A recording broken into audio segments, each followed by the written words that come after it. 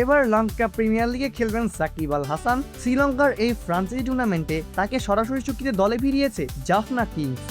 সাকিবকে দলে নেওয়ার বিষয়টি সামাজিক যোগাযোগ মাধ্যমে নিশ্চিত করেছে টুর্নামেন্ট কর্তৃপক্ষ এলপিএল। সামাজিক যোগাযোগ মাধ্যমে এলপিএল এর পক্ষ থেকে সাকিবের কার্ড সংবলিত এক পোস্টে বলা হয়েছে, বিশ্ব টি-20-র অন্যতম সেরা অলরাউন্ডার সাকিব আল হাসান যোগ দিলেন জাফনা কিংসে।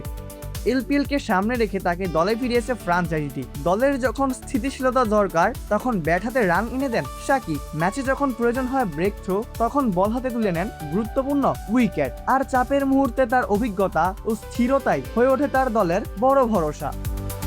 শ্রীলঙ্কার এই ফ্রাঞ্চাইজি লিগে এর আগেও খেলেছেন সাকিব, তার কাছে এবার নতুন নয়। 2023 সালের এলপিএল এ গড় টাইটান্সের হয়ে 10 ম্যাচ খেলে ব্যাট হাতে করেছেন 138 রান, পাশাপাশি বল হাতে দিয়েছেন 11টি গুরুত্বপূর্ণ উইকেট। এবার সাকিব খেলবেন লঙ্কান লিগে সবচেয়ে সফল দলের হয়ে। এখন পর্যন্ত টুর্নামেন্টটি হয়েছে 5 বার, এর মধ্যে 4 বারও জিতেছে জাফনা কিংস অর্থাৎ সাকিবের দল। গত 2 বছর বন্ধ থাকায় এবার আবারও শুরু হচ্ছে এলপিএল যাত্রা। এবারে টুর্নামেন্ট শুরু হবে আগামী 17 জুলাই। কলম্বোয় টুর্নামেন্টের উদ্বোধনী ম্যাচে সাকিবের জাফনা কিংসের মুখোমুখি হবে গল মার্ভেলস। এই টুর্নামেন্ট দিয়ে আবারও প্রতিযোগিতামূলক ক্রিকেটে ফিরবেন সাকিব আল হাসান। বাংলাদেশের এই অলরাউন্ডার সর্বশেষ স্বীকৃত টি-20 খেলেছেন গত জানুয়ারিতে। তখন আইএল টি-20তে মুম্বাই এমিরেটসের হয়ে খেলেছেন এই তারকা অলরাউন্ডার। তাই তো এবার সবার চোখ থাকবে এলপিএল এর দিকে সাকিবকে দেখার জন্য।